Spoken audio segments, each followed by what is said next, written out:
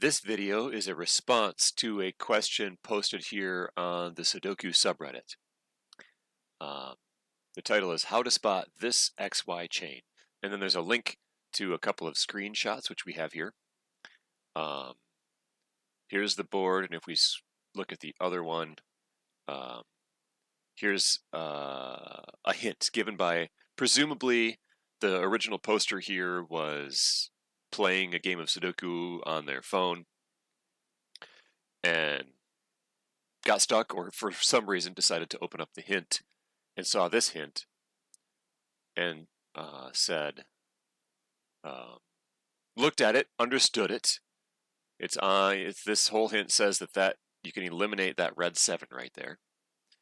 He says, I understand it, but how do you spot that without just bifurcating every single cell in the grid? Which is, I think, a very good question based on this hint. So let's take a second so that we all understand the hint. And then, so this is saying you can eliminate that red 7 because it can see these two 7s, which are separate colors. So this is the blue 7 and the purple 7. Can both see this one, and that means you can eliminate it. I would not call this an XY chain. I would call this coloring, like multi-coloring or something. For me, an XY chain, XY, why is it even XY? It takes more than 2 candidates. Anyway, I wouldn't call this an XY chain. There is an alternating inference chain. We could start from either 7. Let's start from this one. We could say if that's not a 7, it's a 2. So we start from the assumption if it's not a 7. In that case, then this cell is a 2, which means that's not a 2. Instead, it's a 9, which means that's not a 9. Which then means this is a 9. Which I don't think is a link that they put in their coloring. But anyway, which means it's not a 3, which means this is a 3. Because these were the only 2 9s in the block. Those are the only 2 3s in the block. So strong links there. Which means that's not a 3, which means this is a 7. So we started with if that's not a 7, we came up with this is a 7. And those are the 2 ends of the chain. This cell can see both ends of the chain that we just said if one was not a 7, then the other one is. One of those 2 is a 7. In either case,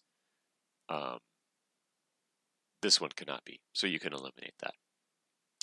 That's the kind of thing that I would call a chain, not all of this. So anyway, I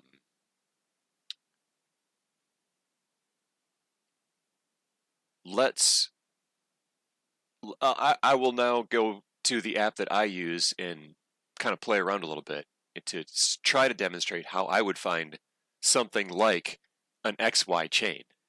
I personally don't use coloring, so I would not find it this way at all. I personally like to play only in ways that I could play with paper and pencil. And, I suppose technically you could get erasable colored pencils or something and do a bunch of highlighting and then erase them later once you're done with it. But anyway, this is my app that I made and the one I use. So I've got the game plugged in here. And first, let's just take a little look at the hints and see what's going on.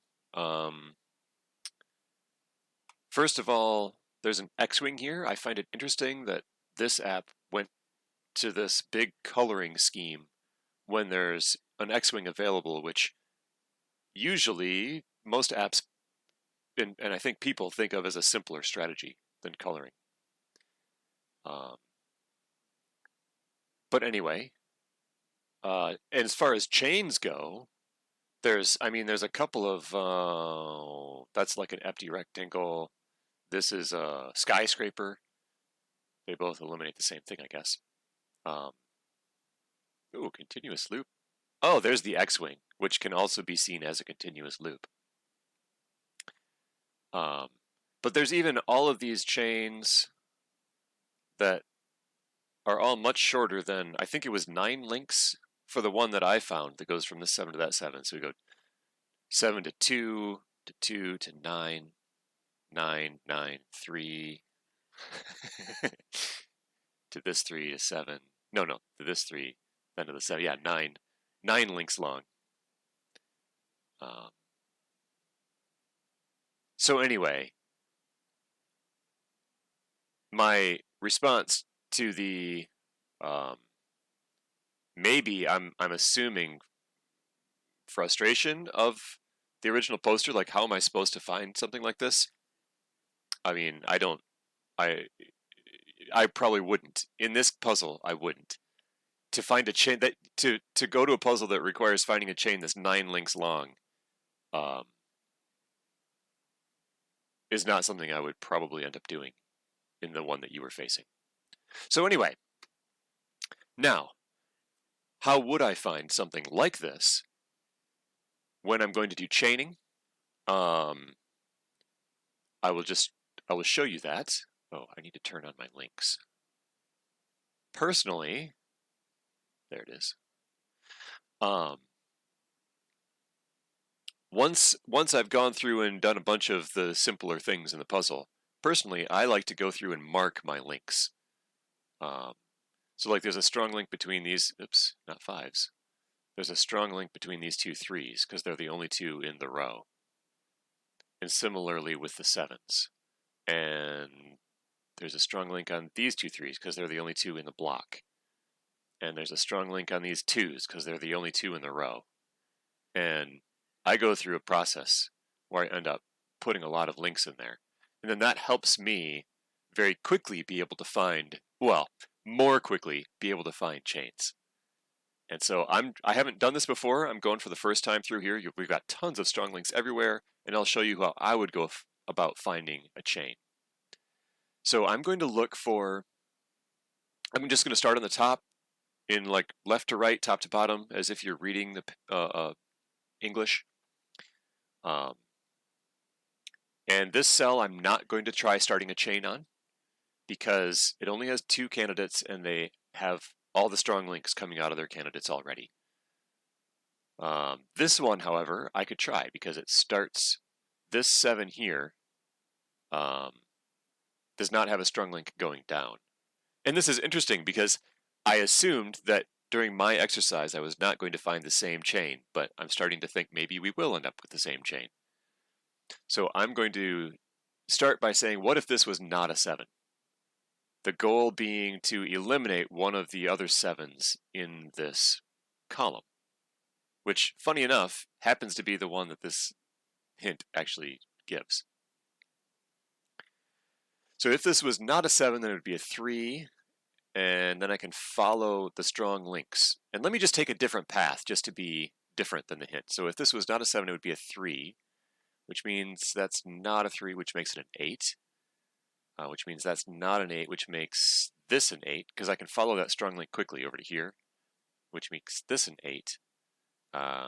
Means that's not a 7, which makes this a 7. And we kind of came full circle there. That wasn't very helpful, but we can just keep going. So it's not a 7, which means it's an 8, not an 8, 2, not a 2, 3, not a 3, 9. I'm trying to get over to these 7s. Ooh, 9s get me over there. Not a 9, 9. Okay, so I discovered that if this is not a 7, then this is a 9. And that's a productive chain. So all along, I'm looking, as I'm doing these chains, not a 7, 3, not a 3, 8. Let me just do a couple. Not an 8, 8. Let me stop here and start telling you what I'm looking for when I at each stop. When I say something is an 8 or is anything, then you can mentally look back at your starting point, which is here. Okay, so this is an 8. It doesn't see the 7, and it's also not a 7, so there's no possible elimination there. But you always are going to be looking for, can it see the original cell, or does it have the same value as the original cell? So the 8 is neither. So that's an 8, which means, where'd we go from there? I don't remember. Let's just do some more. Not an 8, 2. Again, I said it is a 2, but it doesn't see the original cell, and it's not the same value. Not a 2, 2. Doesn't see it, not the same value. not a 9, 9. Okay, this can see the original cell, so now we check for an elimination.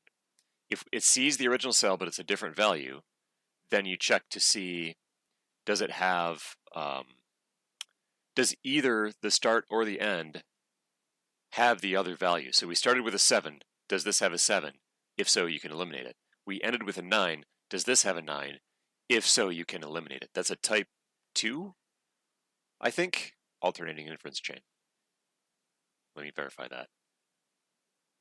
Type 2, yes.